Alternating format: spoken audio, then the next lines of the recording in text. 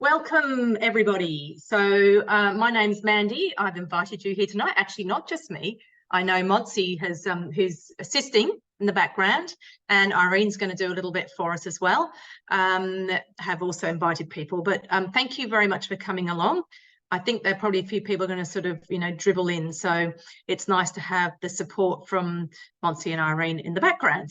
So if you don't know me, my name's Mandy. I'm a Thermomix consultant. I've been with Thermomix for 8.5 years. And I just had to do these things. I want to make Christmas as easy as possible. So I thought, well, why not share it? And you guys might get hopefully get some inspiration as well. All right. So, but before we start, I just want to make sure that you are aware of a couple of offers are current offers. And I do know that most of you I saw have got TM6s. However, you might have friends, and this could be really important for you. You might have friends who might be thinking about it. So you may or may not know about our beautiful cutter. So the Thermomix cutter, it sold out in 3 minutes when it went on sale. I think it was July, when it literally sold out in 3 minutes. So very, very popular tool. What it does, it's like a mandolin, except you don't lose your knuckles. And it's got, I'm not going to go into all the details of it. I will put, with the email I send you afterwards, I'll put a link so you can have a look at what exactly it does. All right, but it basically, it slices and it grates.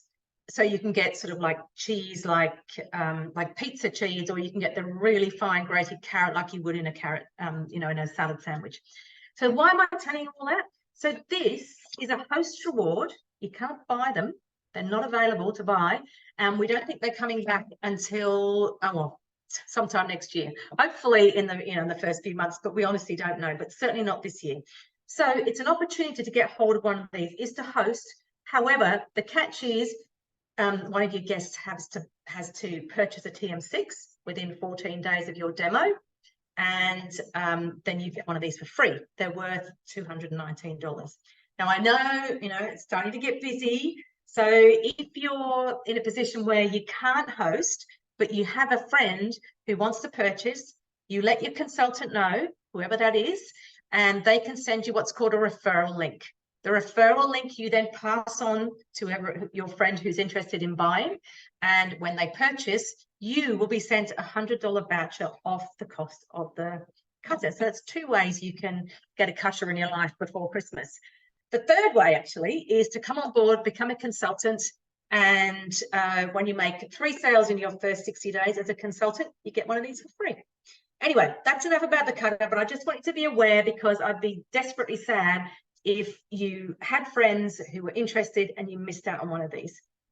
Okay, and just from your friend's perspective, anyone buying a TM6 until the end of the month can add on a second bowl and blade set for $29. So that's really good value. All right, but that's enough of that. Let's get on to what we came for, and that is to just do a little bit of prepping ahead for Christmas. So just going to pop my cutter out the way. All right. So the whole idea with this is get this done, and then you can put it all behind you, and you can just focus on entertaining, whatever else you're going to do for your Christmas.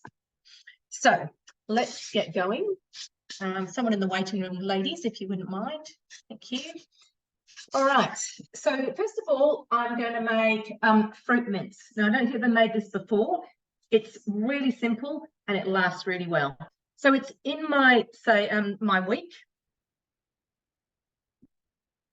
And what I actually did do I'm making the fruit mince, the Christmas cake, a Christmas pudding, and the brandy butter. Now, all 3 that required fruit, I've been soaking since Friday in brandy. So, all right. So it says set aside sterilized jars. Now, you may or may not know this, but wherever you see 3 dots on your Thermomix, it means you can do something from there. So if I click on those 3 dots, I can go to my recipe detail, because it said that in the tips there were tips about hints and tips. Be sure to use clean utensils and sterilized jars for best results. Obviously, if you're going to keep something, you need it to be sterile. So I'd love you to pop in the chat how you sterilize your jars, please. Make sure I've got the chat looking on. Where's my chat? So confused. It seems to change all the time. I can't see it, but I'm hoping one of the girls can see it if you put something in. All right. Okay. So we're going to continue. So we've got the sterilized jars, all right? And I'm actually, just for convenience, I'm just going to put it into a Tupperware container and I'll sort that out later. Okay. So 60 grams of dark brown sugar. Loaded with that this morning. So I've got 60 grams of dark brown sugar in here, but I've also got half a lemon peel and half an orange peel.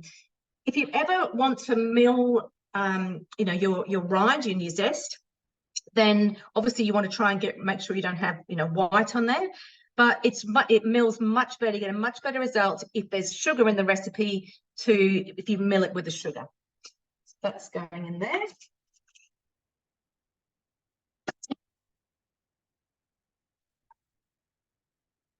Ten seconds on speed 10.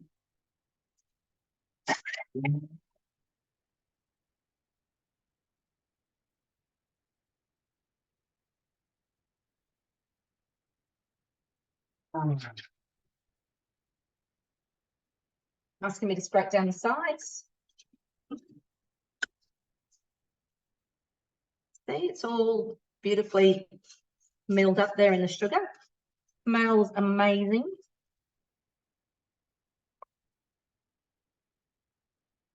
Just loosening that off the bottom as well, because with brown sugar, it's a little bit moister. Okay. There we go. 100 grams of unsalted butter.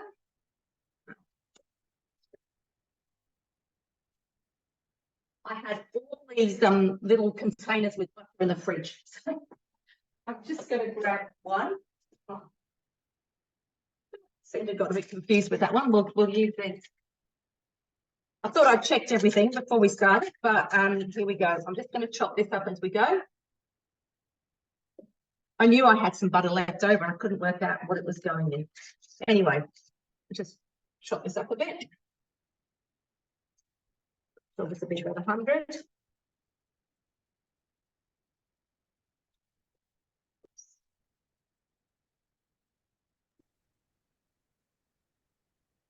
I'll put the recipe on the chat if anyone to save it.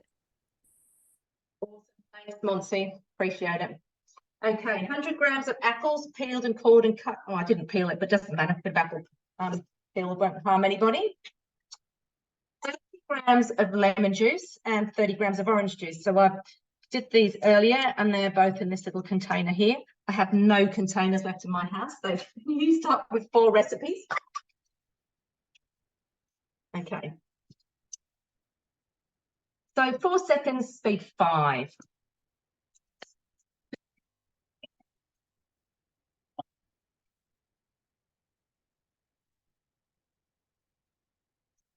And do you also know another little trick is when the Thermomix is making that noise, you can stop the noise just by touching the screen. There we go. So we've got the juice and the apples and the butter and everything in there. Now it says 130 grams of currants, 130 grams of sultanas, 130 grams of raisins. So I have got all these all mixed in here and I have soaked them. So well, no, I haven't soaked this one. I've soaked everything else though. Here we go. And what I actually did, those of you who do know me know that trying to be as sustainable as possible. I know Monty and Irene are definitely on board with this too. Try and not bring plastic into the house. So this is something that I think it's honey. I have a husband who is obsessed with honey. But what I did was I took this to the source and I filled it up. So I didn't bring any more plastic in. All right, so all that fruit's going in. And then I need 2.5 teaspoons of mixed spice. So the mixed spice is also a recipe on the clip.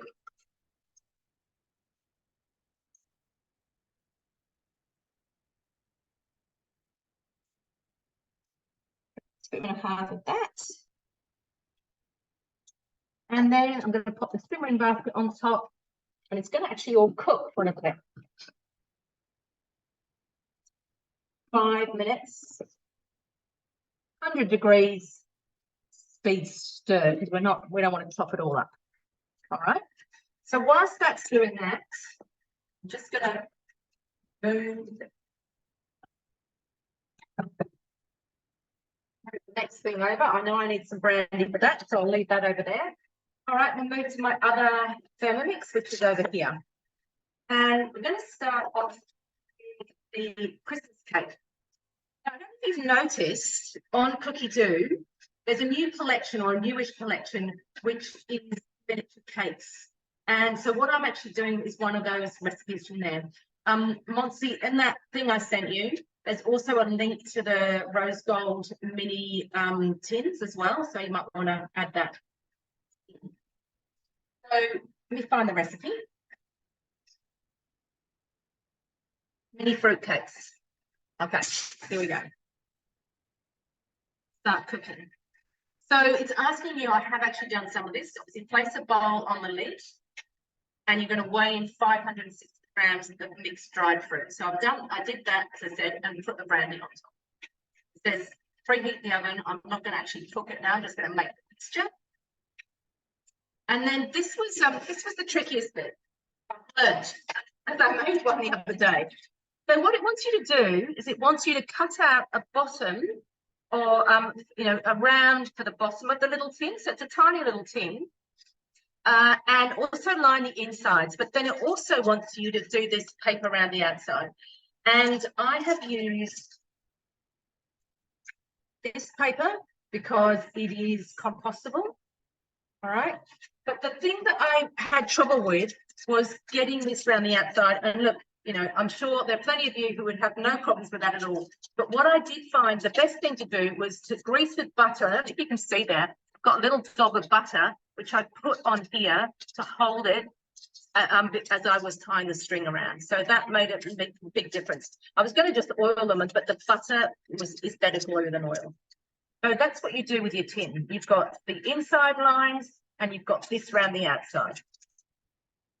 Okay. Wrap a piece of kitchen string around, done that. Okay. Now, start to make the cake. 200 grams of unsalted butter cut into pieces.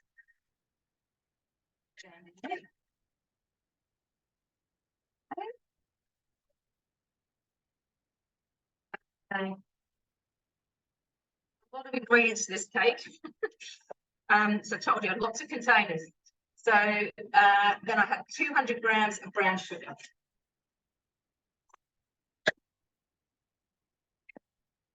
1 teaspoon of, I'm going to make small vanilla bean paste, but this is also a cookie dough recipe, this vanilla paste. Scrappy old jar, I know. But 1 teaspoon of vanilla bean going in.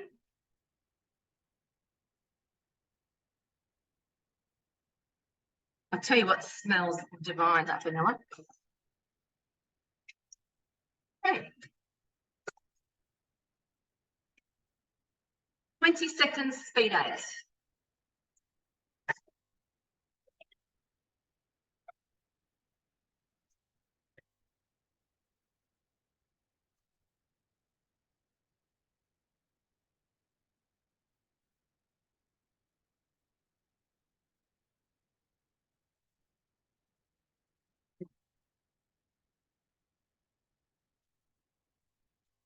Okay, and then it's given me an instruction on here. It says, get my eggs ready. Make sure it's the eggs going in next, but we'll have a quick look, see what it's looking like.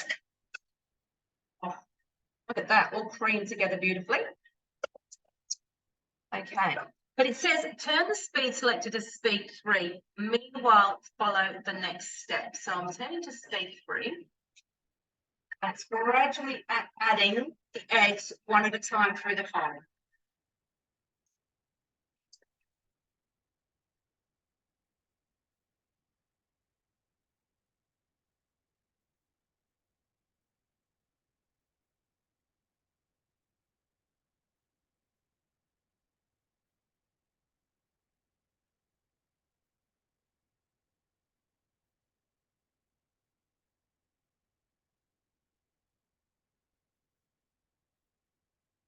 Okay, and actually this is quite an important thing, because often when you get that you think, hang on, where am I, what am I doing? But it says done, please click next. Okay, and that's my other one going on.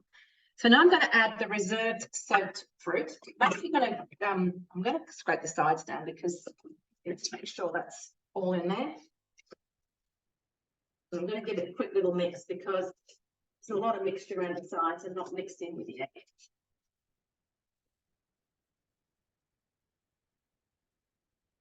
So you're probably aware that you can always go back in a recipe. All right, so I'm just going to give it another little mix here.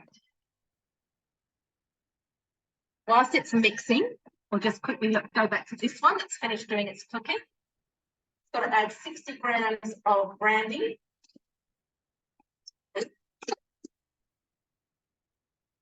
I've just got cheapest brandy I could get.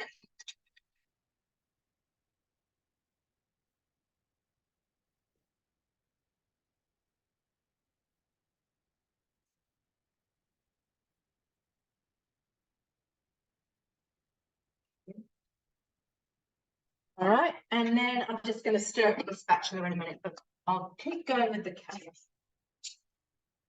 So we just did another mix. That's looking a bit better. And the eggs, going to add the reserved soaked fruit. So there's a lot of fruit in here. And it's seriously, it's been soaking for a long time. So that's going in.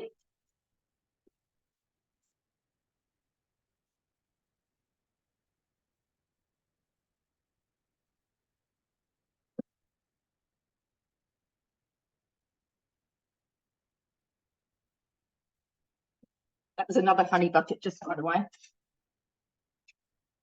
200 grams of plain flour. Now, the flour I'm using, so I choose to eat gluten-free. And the flour I'm using is, what's Yoki's? Okay, Irene, help me. Yoki's business name, I can't think. Wild sourdough. Wild sourdough. Sorry, so you can I was on mute and I'm like, oh, yeah, trying to get it out. We did a course with her recently. Okay, so wild sourdough. So you can look at her up on Facebook, but she does breads, pastries and things.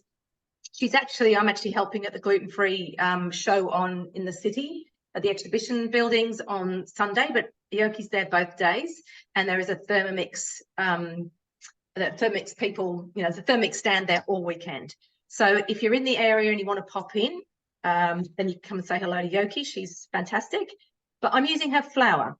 And the great thing that she has done is she has over the years developed this amazing flour, which is actually, she lives in Perth and part-time in Melbourne because she's got a daughter here, but they're great. Monty's going to be there on Saturday. That's great. And so what she's developed this flour, which everything is milled in Melbourne, and nothing comes from China. It's all local, and it's an amazing flour. So you can buy that from her website. But there's a bread flour, which is what I'm using here, which is not just for bread, it's for everything. Well, there is actually one that's just sort of biscuits and things. But I bought the great big bread flour one, so I'm using it in this. So it is really good quality gluten-free flour, is what I'm saying. You pay for it, but it is really good. Okay. So I'm going to add the plain flour in. So here it is. It's a wholemeal.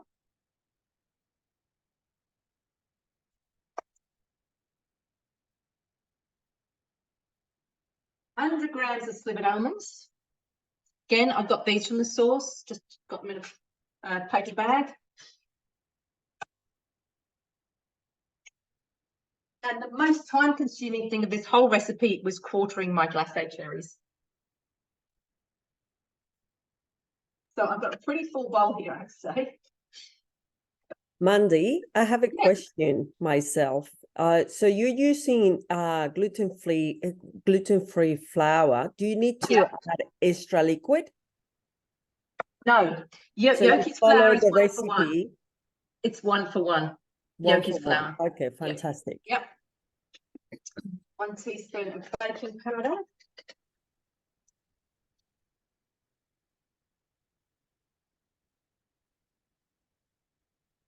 Okay. Quarter a teaspoon of ground cinnamon. So this again, I just take this, I bought this years ago, and I just take the container back up to the sauce and just fill it up. Quarter of my mixed spice, which is still here.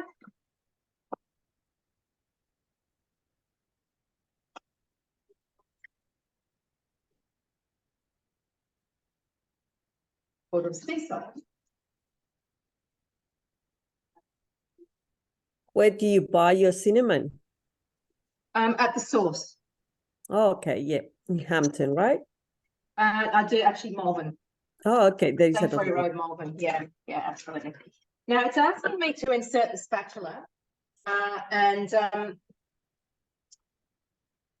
I can do that because of the collar. It means it's not going to touch the blades. This is a TM5 spatula. All right, and you can watch a little video, but basically all I'm going to do is push it around as it's mixing.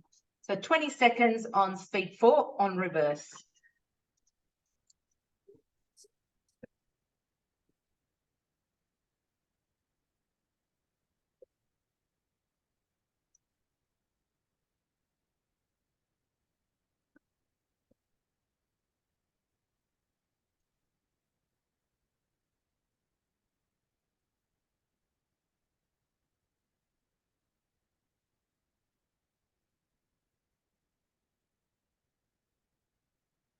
Okay.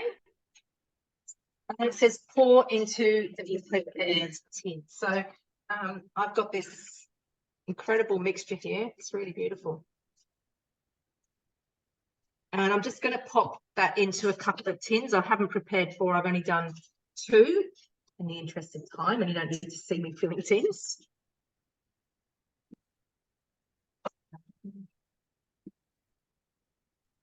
Now, this, I have to say, is my favourite spatula for all sorts of things. And I love it for filling up this tin. So I grab one of the tins. Because one of the tricky things, the last one I did, I had a bit of trouble with this caving in, but this is in a better position. So basically, I'm going to pop it in. I'll show you what it looks like when it's in.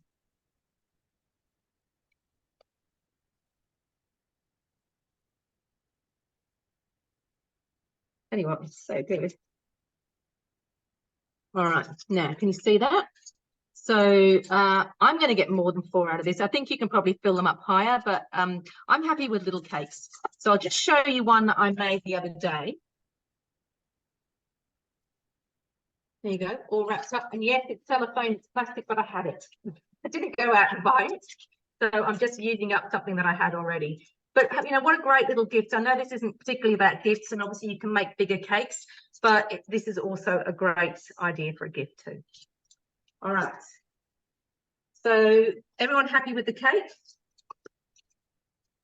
Yeah, and the recipe says that you can keep it up to 6 months. I'm very surprised with that.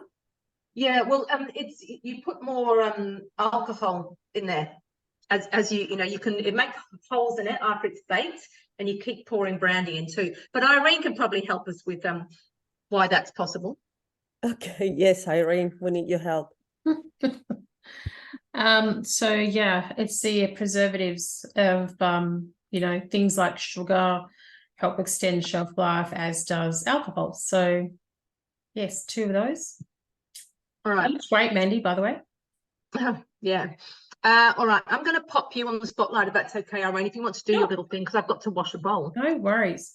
Thank you. Hi everyone. So I'm not actually making anything tonight. Mandy's going to include a link to last year's Make Ahead class where we went through royal icing, we went through baking some cookies. So there'll be a link in the email that comes a little bit later, so you can watch that video again. But I am going to touch on a few things in terms of what I'm doing for this year, for instance. So I've got the staff Christmas party next week. So this weekend I was quite busy making beautiful cookies. I'll show with you all these in a little while, but they're a lot of fun. So we've got I've got these are fondant, but somebody who was asking about the royal icing, there was somebody specifically asking about the royal icing, Mandy. There was, I'm sorry, I can't remember off the top of my head, but I know there was definitely a question about royal icing and filling Okay, in. we'll cover it off. It doesn't matter who. Anyway, That was you can rewatch the video later. So royal icing. So the recipe that I use is from Miss Biscuit. So I also talked about Miss Biscuit last year. She's a great little place to go if you want to start off with royal icing. But in her recipe, she essentially uses 25 grams of egg white powder, 150 mils of water, and a kilo of pure icing sugar. So not your soft icing mixture, it's got to be your pure icing mixture. You literally mix the egg white powder and the sugar together just to make sure they're combined. Add in your water and whip it on high speed. So with the Thermomix, she's talking about the obviously using a stand mixer, but with the Thermomix, it's using a butterfly on speed 4 until you're effectively getting a really thick, almost like a whipped meringue, so it will hold stiff peaks. So that's exactly where you need to get it to. As far as using egg white powder in terms of cost, I do get mine from Miss Biscuit. The last time I was there, I bought some, but I also happened to be at Save a School the past few days, been doing some amazing stuff, which we can try and share soon. But essentially, their egg white powder is $8. Today and tomorrow, I'm doing vegan classes at Saver. So there's this product here, which is Aquafiber. So if you're wanting to do some vegan cookies and some vegan meringue, you can buy this product. Just to give you a cost comparison though, so this is $8 for 100 grams. This is $59 for 100 grams. So considerably much more expensive, but you're not using a lot of it. Also has a fairly long shelf life, so 5th of January 25. So you're getting a long time to use this. And as don't just use it, you can use it obviously for making all sorts of meringues. And as I learn through these courses, we can start sharing some other recipes that we can convert into Thermomix so that you can use that with as well. But I'm using them for my cookies. I do gluten-free cookies, I'm doing vegan cookies, I'm doing normal cookies. So how do you pack them? So I guess, I'm not sure we covered some of this off last year, but we'll go through a few things. First thing I want to show you is the vanilla I use. This is called natural vanilla. Just jump online, you'll be able to Google them. I'm specifically using an alcohol-free vanilla. I've got a customer bases that don't, obviously with kids, they don't want any sort of alcohol in there, or also for religious reasons. So you can do that. When you watch the video from last year, you'll see that we had cut a hole in the middle of the cookie, and we dropped these lollies in the middle of the cookie to give us, that window pane effect that you would get with, when you're looking through glass. So these lollies, just get them from Woolies. Some of the health food shops sell them as well. They're sugar-free lollies. Mandy mentioned Brandy before. If you don't want to buy an expensive bottle of Brandy or even a cheap bottle of Brandy, you can buy little Law Ann. I'm going to put them at Law Ann flavors. This is a cheesecake flavor because someone's asked me to make some red velvet cookies. So I'm going to do that and add some red cheesecake flavor into my royal icing. And you're literally using, this is a concentrate, a couple of drops. These cost, I think, $6.95 when I bought them. So really, really inexpensive, and they're going to last me for years. I don't worry about the use by date with any of those. What else am I doing this year? So I found these at Spotlight. So for those interested, they're the Jolly and Joy packs. Excuse me, just my distraction. I bought a big bag of 18 of them. Trying to get them out of the bag was fun. So they are pull apart baubles, and I'm actually going to fill these with little mini cookies. So little Christmas trees, little baubles. And you know what? Get the kids involved. That's the one thing, you'll notice from the class last year, even to this year, the kids love decorating, and the cost of royal icing, even just using the normal egg white powder, when you're using which, like I said, 25 grams to make a kilo, that's going to make probably decorate a couple of hundred cookies. So scale it back, even if you're only doing 250 grams, that's going to be plenty to, fill up these little baubles. They'd make great gifts. Whether it's for, you're going to love these. I'm doing these for teacher, end of year teacher. Thanks for making me one smart cookie. We're doing those for some kids. and some friends. But you know, get the kids to fill up the balls, tie them off, whether it's some ribbon, your little, I love these little hollies. You can, you know, tie them off as well. Great little gifts, and they don't cost a fortune. So I've broken it down in terms of the cookie. We're talking your average size, say a 7-centimeter cookie. They cost around, you know, 30-35 cents to make, depending on, you know, whether you're buying sugar and all the other bits and pieces on special, but about 35 cents a cookie to make. Obviously there's time involved, rolling, you know, allowing the dough to cool down, all sorts of things in terms of storage as well. The cost is for cookie businesses is the time involved in doing all of that. But at home, bake some cookies. I would strongly recommend you bag, so don't make the, make the icing, put it in the bags. I will grab that in a minute when Mandy's, I've got some royal icing in the freezer, so I want to talk about that as well. I'll go and grab it. But also from Miss Biscuit, you buy these little bags. Mandy, you'll be happy to know they're fully biodegradable, which is brilliant.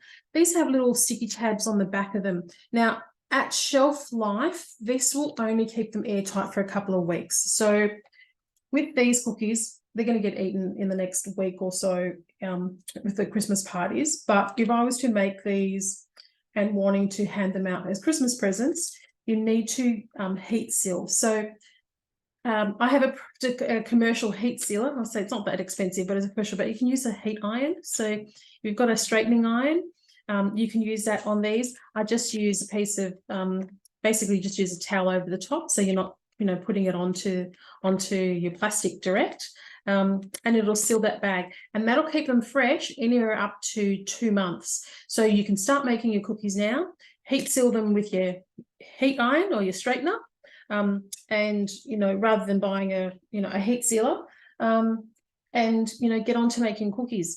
What else did I want to show you? This is another thing I've bought, which I think are great value. These are a 3-pack of 800 ml holly jars. You can probably see the gorgeous little prints on them. Really, really lovely. These are from Kmart, $7 for 3, pretty cheap, and they're really, really pretty. So I'm actually going to fill those with some homemade cookies and give those as gifts. I posted this on our page. I think they were $25 a jar at Coles. So something like that size filled up with, I don't know, 20 or so cookies, were $25.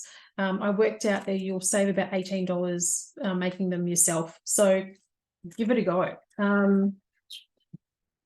Because that was, the 3. Anyway, I did the maths. So huge savings in terms of doing all of that yourself. But yeah, I mean, I guess from an inspiration perspective, you know, there's lots of stuff you can buy outside. So you've got little rollers with textures.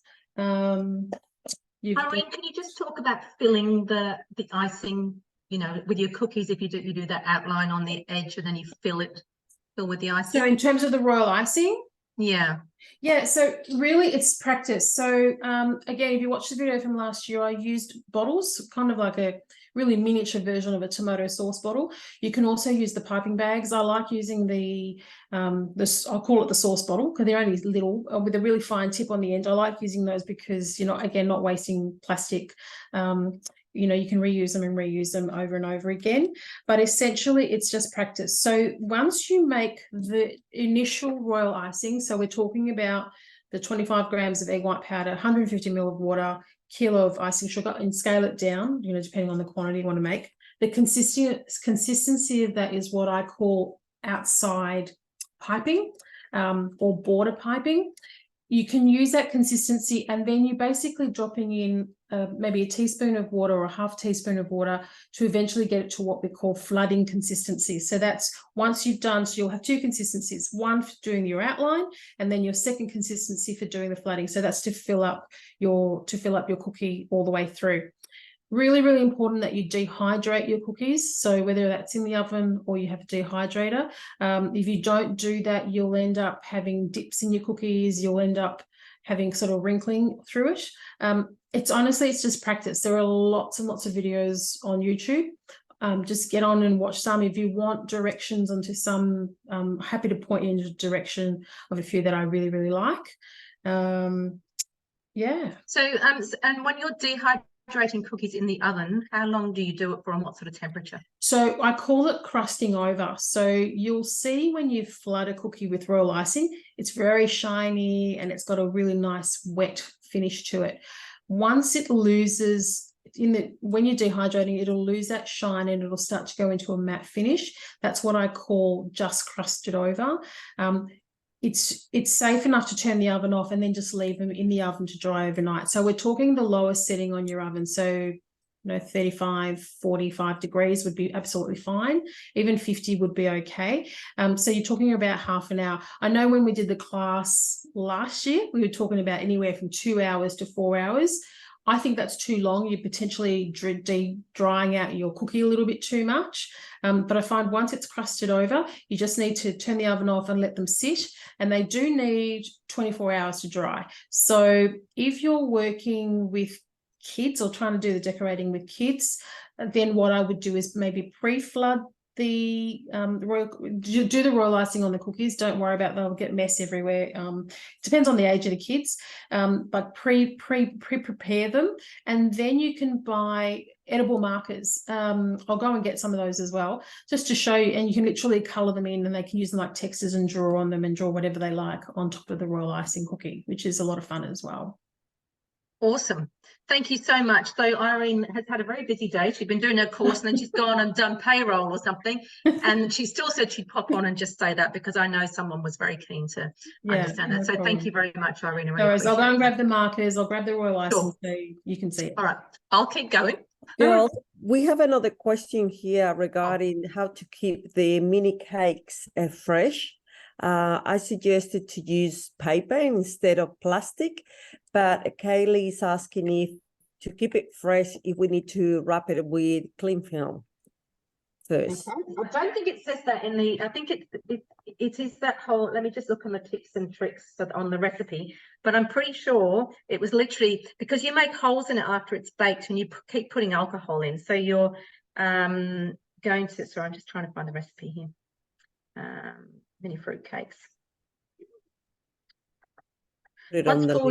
Once cool, use a skewer to poke several holes in the cakes. Pour 1 to 2 tablespoons of brandy over the cakes and allow to soak for 10 minutes. Wrap each cake in aluminium foil, whole side up, and place in a sealable container for a minimum of 4 weeks. So that's why it's a good idea to do it now, so that they can all soak in for a minimum of 4 weeks before serving or gifting. And just see if it's got anything more in the tips. Okay, for alcohol-free fruit cakes, replace the brandy with black tea or orange juice and proceed as per recipe. An alcohol-free version should be stored in the fridge and consumed within 1 month. So the alcohol is an important preservative. And it says the mini fruit cakes will keep for up to 6 months in a sealable container or longer if stored in the fridge. For rich, moist cakes, pour 1 tablespoon of brandy over the cakes, feeding your cakes every week until ready to serve. And there's just saying that they wrap theirs in cellophane, brown paper, and tie with ribbons to present as gifts. Okay, so that's all in the tips and tricks and things in the recipe. All right, so now we're moving on to Christmas pudding.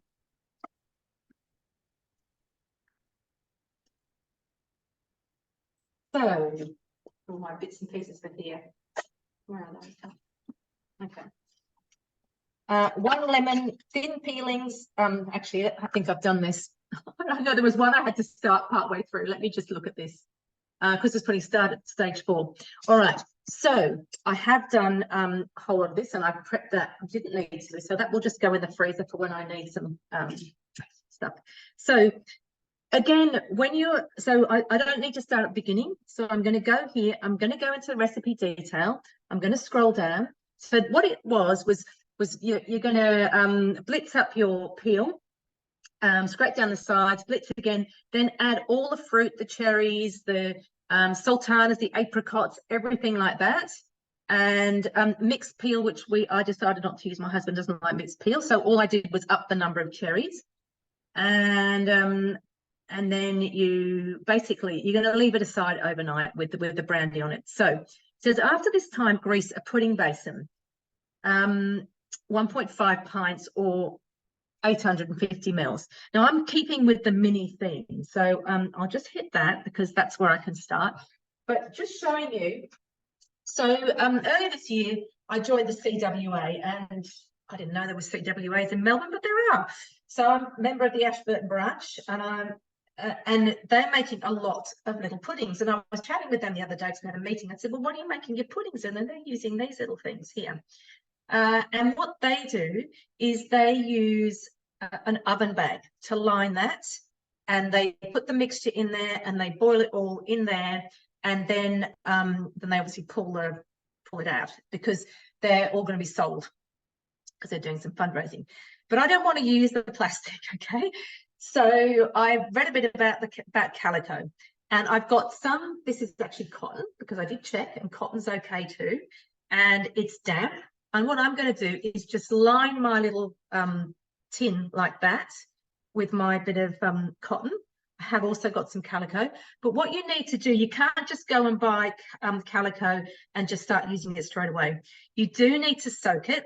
And I soaked it today, and you wouldn't believe the amount of, it was like suds really that came out. So you need to do that. And I have boiled it as well. So, and this is damp. In the recipe, it does say if you when you in recipes where use calico, it does say have it boiling hot, pull it out, line your container with it when it's hot. But I'm not cooking it now, so this is damp, and that is ready to go. And I think it'll look really pretty because it's got the pattern on it when it's all done. All right, so that's lining that. Okay, then I'm going to put my unsalted butter in. Okay.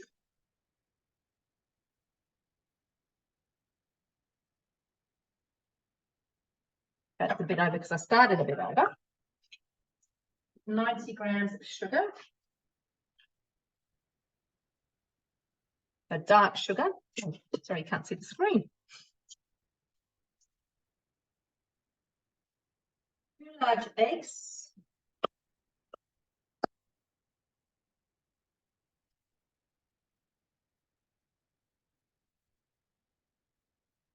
Now put my lid on the lid.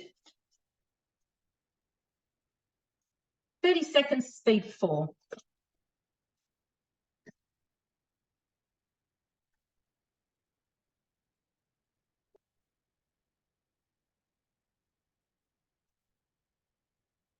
Are you going to do a gluten-free too?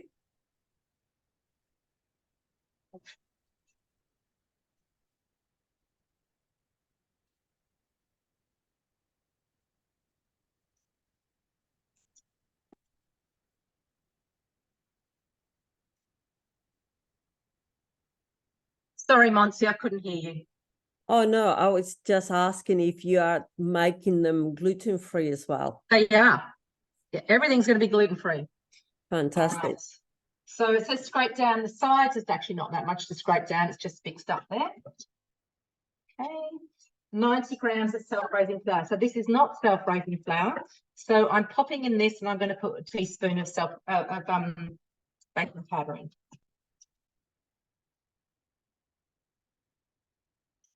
My cupboard's not going to know itself tomorrow when I put all my containers back in there. Now, this is an interesting one. So suet. Anybody heard of suet? So I grew up in the UK, and my mother made some amazing suet puddings. So suet is a hard fat from cows or sheep, and I don't know where you get it here. So what I did was I Googled and found out that you can just use butter. And I tried to create it into suet. I don't know if you've ever seen suet. It looks like the thick grate when you do pizza cheese. All right. So I'll tell you what I did. It didn't really work, but in fact, it didn't work at all. But what I did was I froze it, and I thought I'd stick it through the cutter. And it's quite light. It's almost like it was a very light. I didn't do the fine grate, but that's what it's really ended up like. So you can use butter is what I'm trying to say. So that's going in. Would it work with ghee, or the flavor of ghee will be too I don't strong? know, actually, the ghee would probably be lovely. It's got that beautiful caramel flavour. Anyway, Yes. I've done butter. Okay. 40 grams of flaked almonds. Yeah. Right, gotta find my cinnamon now.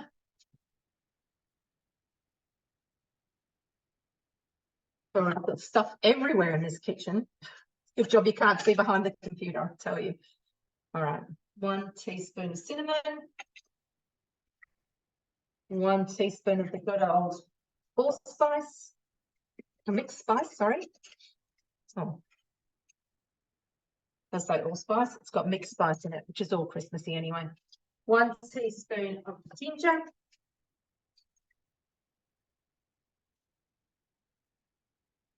And again, these little things I just take up and refill as well. Okay, lid on.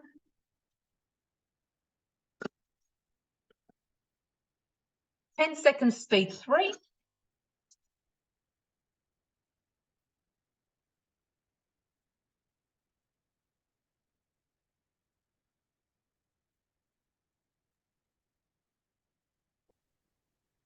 Mandy, are you Yeah. keeping the eggs room temperature? Gina's asking. I had them at room temperature just because I was organised for tonight, but you could, and because I broke them earlier, but they were in the fridge up until about 20 minutes ago, I guess. So it doesn't make any I difference. don't think so, no. That's my fruits. I'll show you this. Yes. For how long have you had your fruit soak? I soaked it on Friday. Okay. Only because I had to soak the cake one, and I thought, well, I might just soak all the fruit. All right, so all that's going in. More glacé cherries in there. Been very busy cutting up glacé cherries. And juices. So this is again, this is some orange juice and some lemon juice. It's going in as well.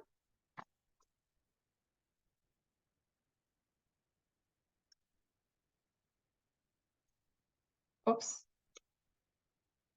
So we're on reverse. We don't want to chop it up anymore. 30 seconds, speed 2.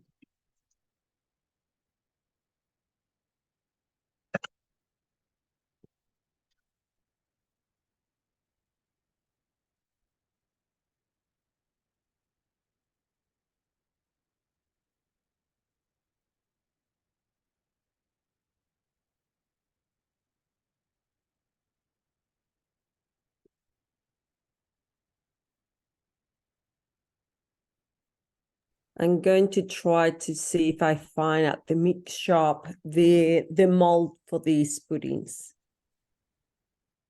All right. Now, it says finish mixing by hand if you need to. So just have a little look.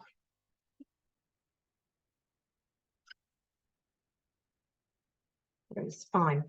Now, what I did find out too, though, when you're using the calico, it says to line it to make sure that you put some flour in it so that actually helps prevent the mixture from getting too wet and the water being absorbed. Okay, so I put a bit of flour in there. Transfer to pudding basin. So obviously I'm only going to do this one little one here, but I'm going to do a whole. I figured that I might as well have a few miniature ones, then we can actually cut them through the year if we want to. Now, one of the CWA ladies said the really important thing is to, I think I've got way too much fabric here, but that's what it is.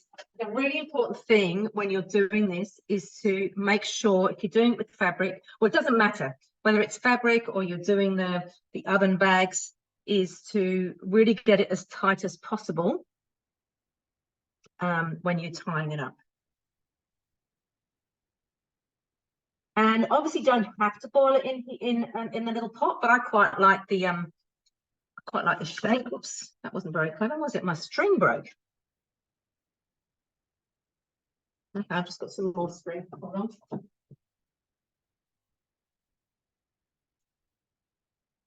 Some scissors.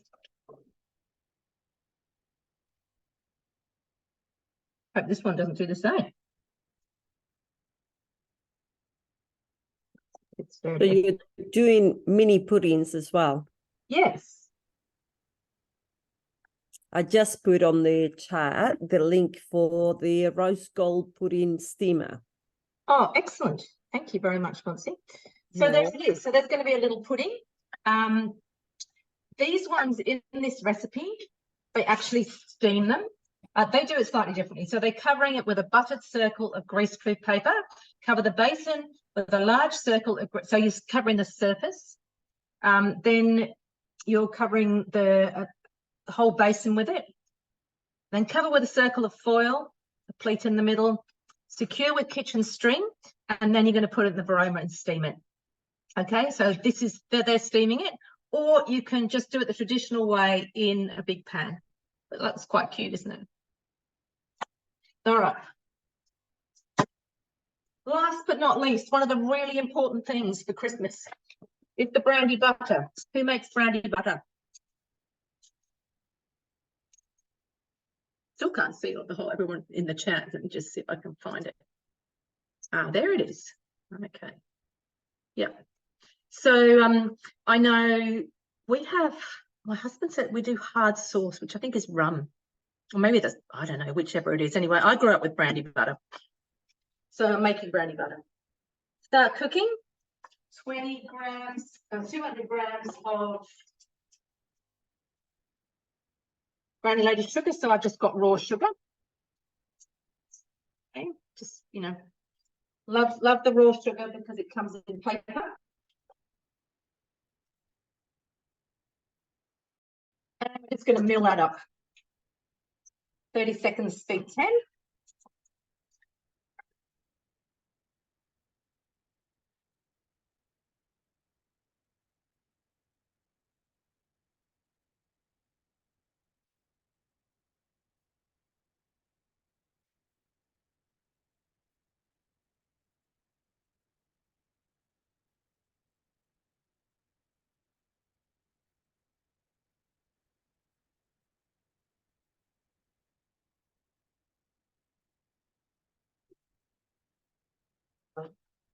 Gave me time to wash my TM6 spatula.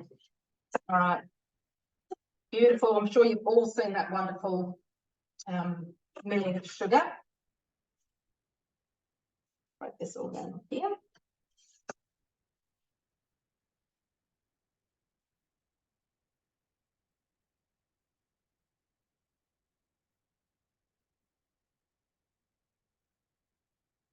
Okay. 200 grams of unsalted butter diced.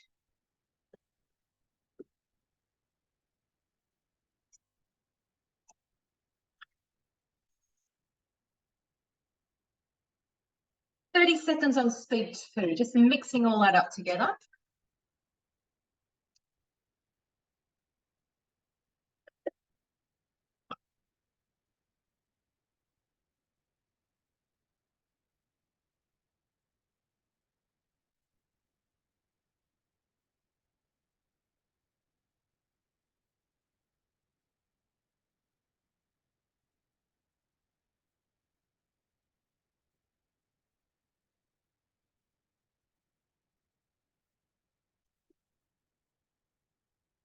All right, so that's all mixed up here. Now we're going to put the butterfly in.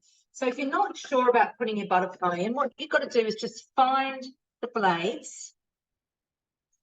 So move the mixture away, the blades, and grab your butterfly and just pop it in over there and give it a little twist. If you give it a twist, then it won't pull off. Now, who knows what the maximum speed is with the butterfly on? Come on, my customers should all know this. Yay! Thanks, Deborah. All right, This is going to just whip up for 2 minutes. So Irene, do you want to, we come back to you whilst that's whipping, and you can just Okay.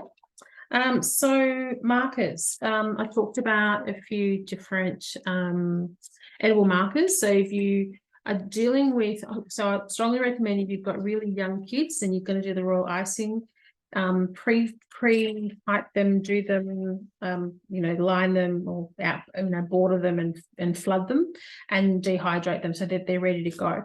And just get yourself a packet of mixed markers, and these are food grade markers which you'll get at Miss Biscuit, My Dream Cake. There's lots of places online, Bake Boss, out in Carnegie.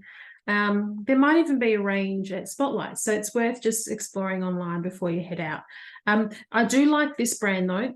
It's called Linear Gourmet Food Colors. These I get from Miss Biscuits. They've got this really lovely long end, which is and a shorter sort of writing end, so you can get sort of that thick and thin marking.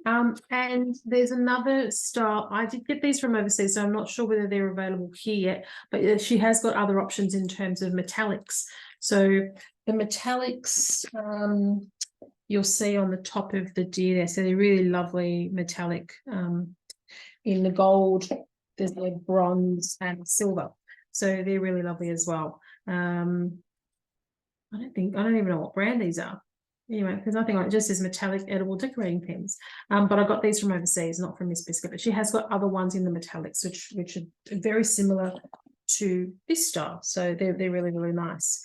In terms of the royal icing, so I literally made a 500-gram bag and got 3 large bags of icing, because remember the egg white is going to add volume and air to that mixture. I made this over a week ago, and you can see it's not the fact that it hasn't been sitting out of the freezer that long, but it's really soft and pliable. And that's because it's literally icing sugar, egg whites, and the tiniest amount of water. Sugar doesn't freeze, so it is literally ready to use, and will last 4 months in the freezer. So what I do is I make it in that really thick consistency. So for me, this is the border style consistency. Then I actually I'm not a perfect royal icer, but I get this down into a really basic sort of not quite flood consistency, but kind of somewhere in between. Let's call it a 10-second, even 15-second consistency, where I do my border and flooding at the same time. Anyway, again, it's not something that you'll master overnight. Now, if you don't want to do that and you want to dip them, so if you're finding piping, if you're going to do the piping yourself and you're finding that process difficult, and believe me, it takes a long time to master, and I'm nowhere near it, and I've been doing it for about a year and I'm still nowhere near where I want to be. I use what we call a dipping consistency, but I don't dip the cookies. I actually get it so that when you add enough water and you sort of jiggle the bowl, it settles, and it settles into a really nice flat. I call it even a 3-second consistency. So essentially you move your your spoon through the mixture, and within 3 seconds it's come back flat, and even a little bit of a jiggle in the bowl will give you that really nice smooth finish. The way I flood my cookies is I use a spoon. So I basically hold the cookie like that, spoon my mixture on, and then just move it into the corners. And honestly, the speed at which you can flood that way versus piping when you're trying to do an order for 200 is much quicker in terms of dipping and doing that consistency. You won't get that volume, so I do recommend, if you've never done cookies before, that you do go along to a Miss Biscuit class, or anywhere that's close to you where somebody's been doing this for a while and can teach you some of those techniques. And of course, you know, YouTube's a wealth of knowledge in terms of getting stuff online and, you know, following and learning as well. But go back and watch our first video. Like I said, it's a year ago. When you think about what I've learned in a year's time, it's been pretty massive, Mandy. So it's been a huge jump. But I'm really trying. This is really cute. I like these little. Oh, that's gorgeous.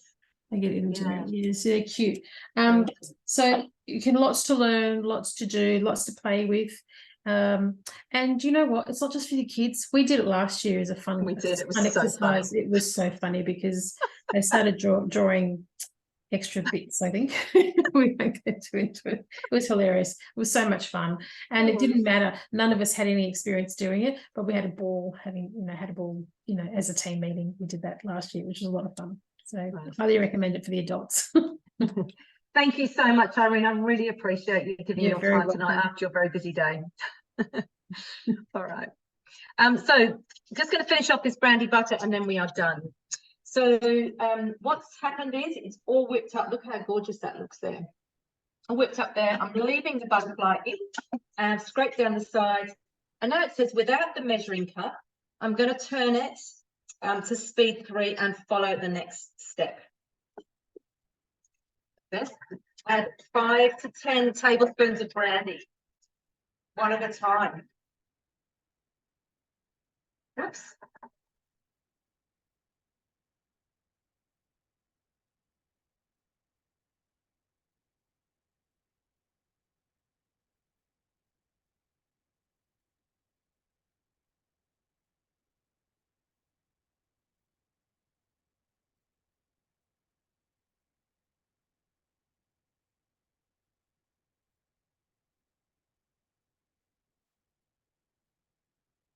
The stopping on the desired flavour has been reached, so I'll try this. My husband said put 10 in, but I'll put 7 in. A little taste. I think that's good enough. All right. So we have made fruit mince, which is sitting in this container here. So that's ready for mince pies, all that sort of stuff. We've made little Christmas cake mixture. I've got to bake them all. We've made little brandy, little Christmas puddings. And the brandy butter, look at that, it's incredible. So it does say with that, you just store it in the fridge. All right, so I'd like to thank Mince very much too for all your help tonight too, Mince. It was just literally 5 minutes before I said, hey, Mince, I see you're coming on. Can you please give me a hand? Yes. So she's done an awesome job. Pleasure. Good. Anyone got any questions before we finish up? So just pop in the chat. Do you feel inspired to make some of these things? They're so easy, so much cheaper and so much better for you than going out and buying them. So I really do hope that some of you do give them a go. All right, well, thank you so much for coming along. Oh, Monty, did you pop in? We've got on that one of those links, we've got a class next Tuesday night on the 21st, which is going to be Christmas gifts. Sure. Well, I can actually put that in the follow-up email too. And then on the good. Thanks, Deborah. Good, Jenny. Yes, go you. Send me a picture. And on the 28th, we are doing a face-to-face class down at Moorabbin. Unfortunately, Irene's going to be one of her Christmas parties. She's got Christmas parties happening left, right, and centre. I think, Monty, you're going to be there, aren't you? Oh, no, sorry. On the 28th. No, unfortunately, No, you're not. I won't be. I'm going to be overseas. Oh, lucky you. Well, good on you. I'll be there, and plenty of others. And it's called what's it called? Festive Fix in the Thermomix. So if you're anyone it's in the Moorabbin area, feel free to. I'll pop that link in there, and we'd love to see you face to face. Thanks very much. Enjoy your evening, and I really appreciate you coming along. Bye. Thank you. Bye. Pleasure.